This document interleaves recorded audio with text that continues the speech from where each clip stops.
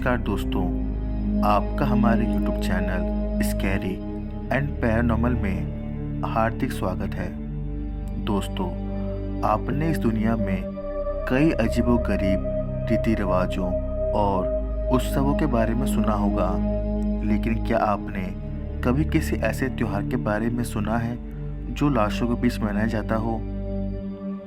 जी हाँ दोस्तों, दुनिया में एक ऐसी भी जगह मौजूद है जहां हर 3 सालों में एक बार मृत लाशों को उनकी कब्रों से बाहर निकालकर एक खास तरह का उत्सव मनाया जाता है, जिसका नाम है मा नेने फेस्टिवल। दोस्तों, यह अजीबोगरीब त्योहार इंडोनेशिया के सुलावेसी आइलैंड पर बड़े धूमधाम से मनाया जाता है। यह त्योहार दक्षिण सुलेवासी प्रांत के तोराजा समुदाय द्वारा मनाया जाता है। इस त्योहार को लाशों की सफाई का त्योहार के नाम से भी जाना जाता है, क्योंकि यह त्योहार एक खास जनजाति के लोगों द्वारा मनाया जाता है, जिसका मकसद लाशों की साफ सफाई होता है। इस जनजाति के लोग मानते हैं कि मौत भी जीवन की तरह चलने वाला एक सफर है और मौत के बाद मृतक की एक दूसरी यात्रा शुरू होती है। इस यात्रा के लिए वह मृत लाशों को तैयार करते हैं, यानी लाशों को सजाते संवारते हैं। परंपरा के अनुसार इस त्योहार के दिन लोग अपने प्रियजनों के शवों को कब्र से बाहर निकालकर उन्हें नहलाते धुलाते हैं और फिर उन्हें अच्छे और नए कपड़े पहनाते हैं। उसके बाद उन्हें सजाते संवारते हैं और उन्हें पकड़कर पूरे गांव में घुमाते हैं और अंत में उन्हें वापस उन्हीं नए कपड़ों के साथ कब्र में दफना देते हैं। मा नेने फेस्टिवल की शुरुआत।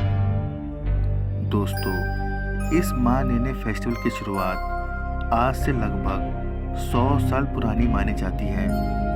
इसके पीछे बरप्पू नामक एक गांव की बहुत ही रोचक कहानी मौजूद है, जिसे वहां के बड़े बूढ़े अक्सर सुनाते हैं।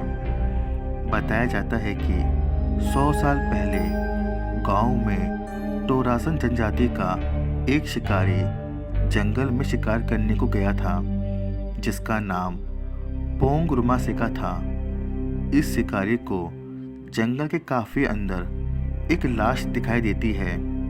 रुमासेका ने उस सड़ती गलती लाश को देखा तो रुक गया और फिर उसने इंसानियत दिखाते हुए अपने कपड़े उस लाश को पहनाए और उसका अंतिम संस्कार किया। उस दिन के बाद से ही रुमासेका के जीवन में बहुत ही सकारात्मक परिवर्तन होने लगे। उसे धन, उन्नति, वैभव सब मिला और उसने इसका श्रेय उस अनजान शव को दिए गए उसके सम्मान को दिया। इस घटना के बाद से वहां अपने पूर्वजों को सम्मान देने की यह परंपरा शुरू हो गई। इस त्योहार को मनाने के पीछे की मूल भावना अपने पूर्वजों के प्रति आदर और सम्मान व्यक्त करना है। दोस्तों, इस त्योहार की शुरुआत किसी की भी मौत के साथ शुरू हो जाती है। किसी भी परिजन की मौत पर उसे एक ही दिन में नहीं दफनाया जाता, बल्कि कई दिनों तक वहाँ उत्सव का माहौल होता है और ये सब मृतक की खुशी के लिए होता है, जिसमें उसे अगली यात्रा के लिए तैयार किया जाता है। ये यात्रा पुया कहलाती है। इसकी शुरुआत बड़े जानवरों को मारने से होती है, जैसे बैल और भैंसें। इसके बाद मृत जानवरों की सींगों से मृतक का घर को सजाया जाता है। मान्यता है कि जिसके घर पर जितने ज़्यादा सींग लगे होंगे, उसे अपनी यात्रा में उतना ही ज़्यादा सम्मान मिलेगा। मृतक को दफनाने का तरीका।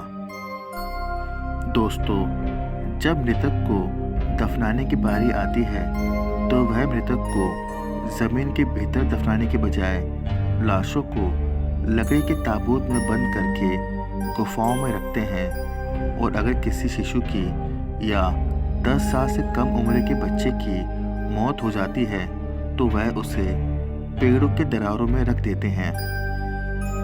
साथ ही मृतक का शरीर ज़्यादा से ज़्यादा दिनों तक सुरक्षित रहे, इसके लिए उसे अलग अलग तरह के कई कपड़ों के लेयर में लपेटा जाता है और साथ ही मृतक को आभूषण भी पहनाए जाते हैं। वहीं आजकल के हिसाब से उन्हें फैशन की चीज़ें जैसे टोपी, काला चश्मा और घड़ी जैसी चीज़ें भी पहनाई जाती हैं। सजाने संवारने के बाद मृतक को लकड़ी के ताबूत में बंद करके उसे पहाड़ों में बनी गुफा में रख दिया जाता है और साथ ही में लकड़ी का एक पुतला भी वहाँ रख दिया जाता है जिसे ताऊ ताऊ कहते हैं। ये पुतला लाशों की रक्षा के लिए वहाँ रखा जाता है। ऐसा माना जाता है कि ताबूत के अंदर रखा शरीर मरा नहीं बल्कि बीमार है और जब तक वह वहाँ सोया हुआ है उसे सुरक्षा देनी चाहिए, इसलिए वहाँ वह पुतला रखा जाता है। इसके बाद हर 3 साल पूरे होने पर मृतक के मरने की तिथि के आसपास लाशों को खोदकर वापस बाहर निकाला जाता है और उन्हें दोबारा नए कपड़े पहनाकर उत्सव के लिए तैयार किया जाता है।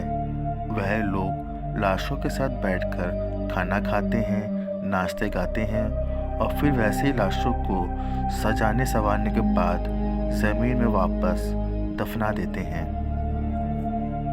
तो दोस्तों, आप इस अजीबोगरीब माँ नैनी फेस्टिवल के बारे में क्या सोचते हैं, हमें कमेंट्स के माध्यम से ज़रूर बताएं।